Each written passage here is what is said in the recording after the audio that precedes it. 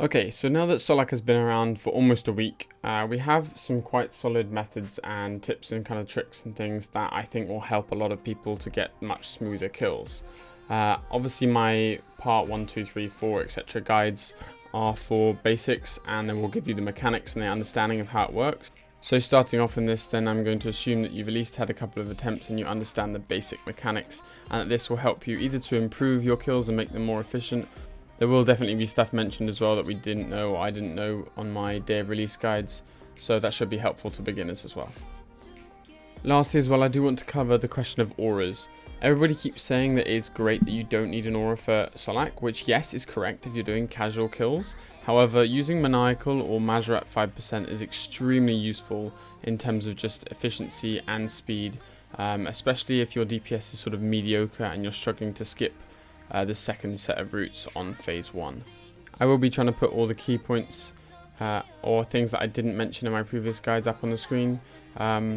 But things to note for phase 1 is you're trying to get it to 2.25k so that you don't have to do a second set of routes. Also, don't sunshine too early on the arms and legs. I see a lot of people sunshine almost instantly just because it's up again.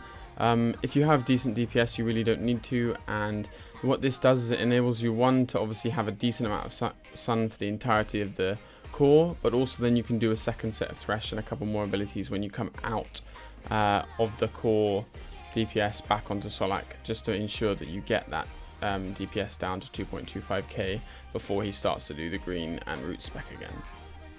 As on my last point on screen as well, I highly recommend having flanking here. You can use it anywhere north of the core on this, but it's also very useful for Solak on further phases as well, because it does a lot of increased damage and you can't stun Solak, so there's no real reason not to use it. In terms of when should you swap over to using a Titan instead of a Unicorn, it's up to you. In this kill, I'm pretty sure I just use my Unicorn to heal myself a couple of times, and then I don't use any of the food in my invent. As you can see, I don't really bring much food because there isn't any need for it, and you can soul split most of your HP back. And a Unicorn, because the heal doesn't use any adrenaline, it's pretty lossless. And Titan doesn't really help you as base that much because you never really struggle for DPS anywhere. But yes, for efficiency, take one. So moving on then to phase 2. This is a personal method that I devised with Red Bomb. Basically, Devotion the first font after the core, then Surge or Bladed Dive back to Merithiel to get the cleanse before going up north. What this does is it means you clear all your stacks before going up to damage the portal, which means you hit straight 10ks.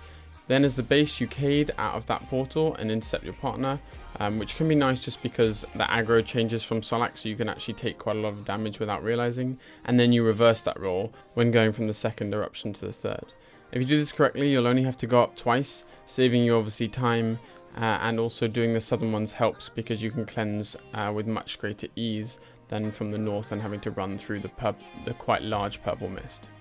So having corrected myself from the original thought of this being phase 3, this is phase 2 part 2 I guess.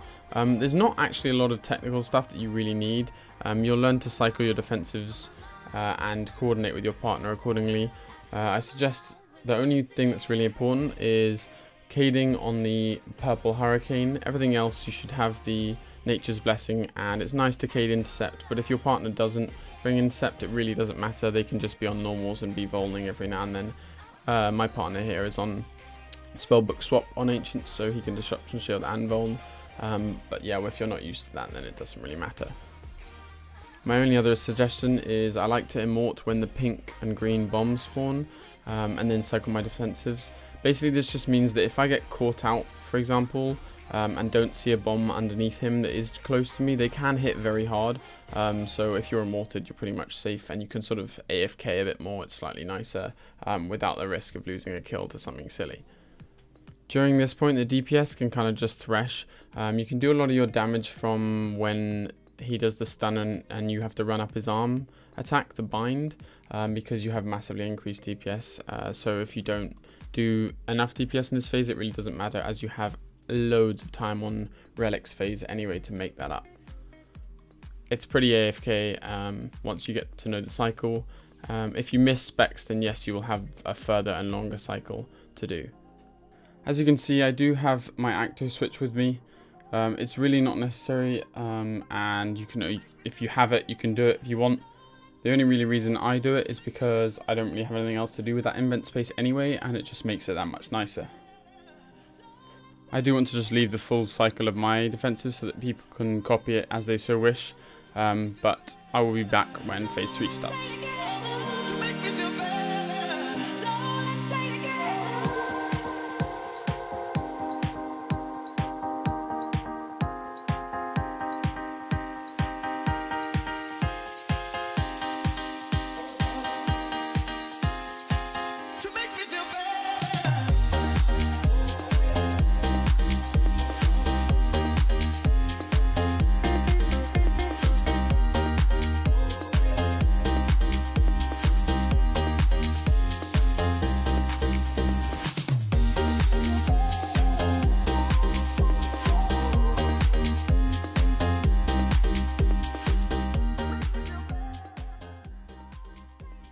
Okay, so once the relics spawn for phase 3, it's pretty straightforward in terms of what you have to do. You just have to stand in the middle and charge them up, as explained in my previous videos. The only difference is I would urge the DPSs not to DPS too hard. It's very nice for the base to just be able to soul split after every relic turns purple. You get quite a lot of time, other than that, just cycling defensives as per usual. If you do find that you get to the end and you've got like 3 relics to go and it's already at 300k, then this becomes a slight problem. It's not really, you just have to be better with using the defensives. Another obvious one is stack shards on this phase. A lot of people find they forget up until this point, but you do have enough time to stack them all in preparation for phase 4. You'll begin to learn the stun timing as you get used to it, so you can anticipate that before he's about to stun you and then stun him to free from their shadow bind. And the last thing I would say is don't use your devotion on the last relic. I know it seems obvious, but I've seen people, and I myself have lost a kill or two from using devotion by accident, not really thinking about it on the last relic, and then not having it up for when I go into the realm on phase 4. In terms of a Rethdor inside the Shadow Realm on this phase, in a duo, she still has the same amount of HP, 500k, as in a 7-man, so currently there isn't any reason to do it as you just can't DPS it down in time. Kyle or Modraman did confirm on Twitter that if you kill him, then it does make the images on phase 4 hit less, but considering the fact that your pretty much only rotation for phase 4 is just to reflect devotion and then Cade, you pretty much, this is completely irrelevant for a duo and doesn't really matter at all. So yeah, no one bothers. So on to phase 4 then. The rotation hasn't really changed. Natural Instinct, when you're going into it, as soon as he phases, you then have about 5 to 6 seconds where he's attackable, but you can't actually deal damage. He sort of jumps around the room in his transition. So Natural Instinct there, build to meta, and then as the person that's going in the Shadow Realm, you want to just meta, build back up, use your bleeds, while magic is fixed, and then shatter or deep impact. Once inside the Shadow Realm, you can reflect at the start if you need, and then just use devotion and then Cade and heal up whilst continuously tagging and looking for the new images that spawn. As for the DPS on the outside, obviously Natural Instinct into Sunshine, and then do basically a full Sunshine using flanking and then Onslaught at the end. I hope this helps you guys. If you do have any questions or queries, check them down in the comments below and I will do my best to answer.